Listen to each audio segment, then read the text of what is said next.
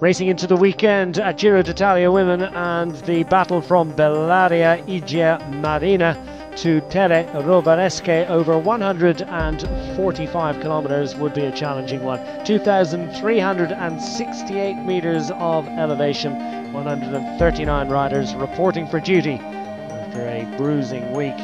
Lisa Longo-Borghini, the reigning champion, and the Italian national road race champion.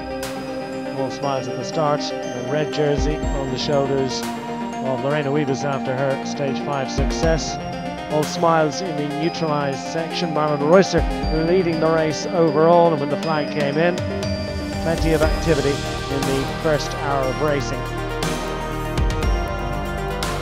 Racing clear to take some useful points towards the Queen of the Mountains classification. We saw Ustalaza, Sergigante, scoring from the main peloton behind to preserve her situation. Later on at the intermediate sprint, Luis Algecht of the FDJ Suez squad racing clear. Anna Henderson in pursuit, the stage 2 winner for the Lidl Trek squad, quite able to link up with Anna Henderson, and Liane Lippert taking care of business behind in the main peloton to scoop some points. She reinforced her position at the head of the red jersey classification.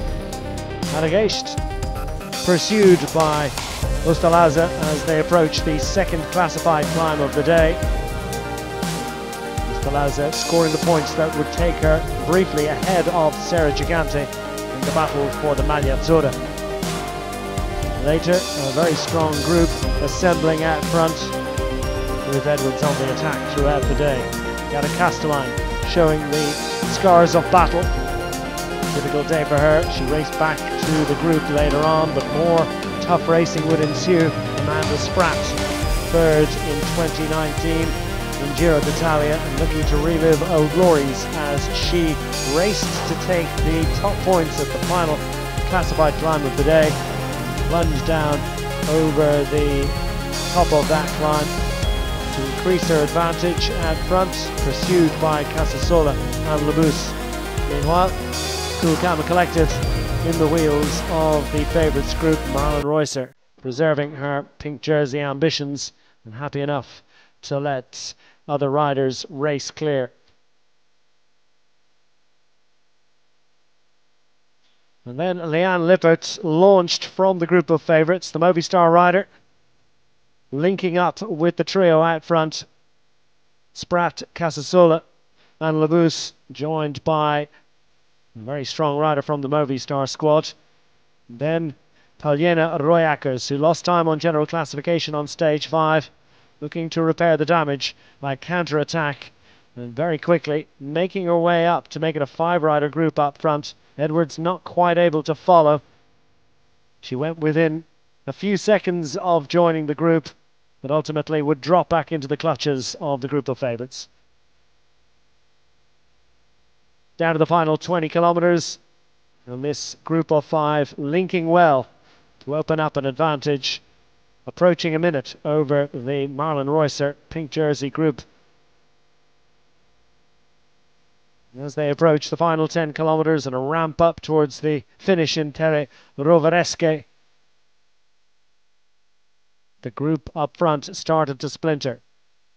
Inside 9 to go. And then we had an attack from Elisa Longo-Borghini, trying to shave the deficit of 16 seconds to Marlen Reusser. Reusser attentive and stayed on terms. No gain for Longo-Borghini.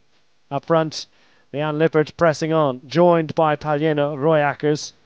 Shirin van Anrooy launching from the favourites group, third on the road, but the leading duo had the stage between them.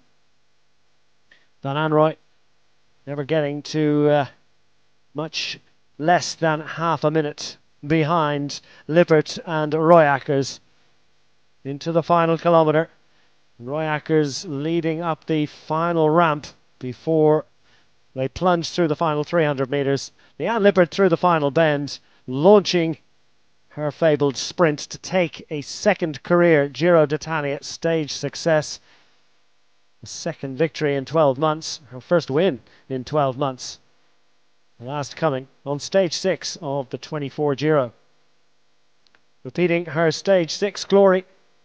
Royaker's second position, some bonus seconds for her, and a big gain on general classification. But Lippert, all smiles, second victory of the week for the Movistar squad, as their rider Marlon Reusser remains at the head of general classification with the penultimate stage to come. Serra Gigante maintaining a narrow lead over Rousseau Ustalaza in the battle for the Queen of the Mountains classification. Antonia Niedermayer remaining at the top of the young rider classification, and Lorena Wiebes with enhanced advantage in the points lead. Liane, congratulations. How do you feel? Thank you. Yeah, I'm super happy. I had a super good day today, and yeah, the team was on fire and everyone believed really today in me. Like from the car, they did a super job, but also the girls on the road, everyone. Anyway, it's a long process and I'm super happy to finally have a win, the first one of the season. Last year you won stage 6 at the Giro. This year you win a stage 6 at the Giro. I mean, 6 could be your favorite number. Yes, definitely. Before it was always number 2 because I won in the Tour de France stage 2, but in the Giro 6 is my lucky number. So yeah, it was similar than last year, and I had the feeling that today will be my day, and I went for it. So this was in your mind when you decided to attack alone? Yeah, I already knew it because I came to this Giro with actually not feeling super good, but I felt better day by day, and also thanks to my team because they mentally built me up again. I was a bit on a low after the second stage, but now I'm just feeling super myself again, and also the people around make a big difference how good you ride on the bike actually.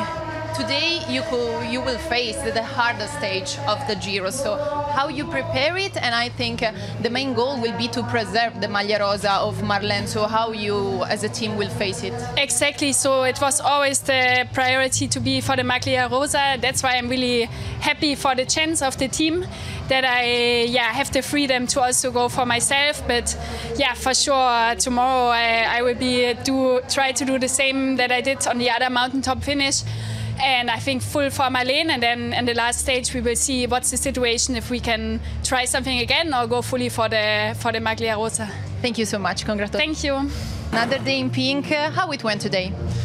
Yeah, very nice. We won the stage and we are in pink, so I think nothing could have gone better. For me it was especially exciting because my radio stopped working after half the race, so I was not really informed or like not knowing what's going on. I knew Liane is ahead, but I didn't know how much and stuff, so it's so cool she won. Like it's a big thing, like so happy, really happy. I've seen an attack at 9 kilometers from Elisa Longo Borghini. Do you think this could have been a message saying like, girl, I'm here and I want the jersey you're wearing? Yeah, of course, I think so. I also knew that she has to try it there. It was the steepest bit and it suits her, so I was ready and I think I can counter it. So yeah, it went well, and but she's strong, and I think it's good that she's fighting for it, yes. Looking at tomorrow's stage, you will face the hardest climb of the Giro in the hardest stage of the Giro. So what do you think about? Yes, it's the Queen stage, I think you say, and yeah, very excited to see how it goes and who is racing how, and I think it's an exciting day to watch, yes. Thank you so much. Thank you. Tomorrow, repair the radio.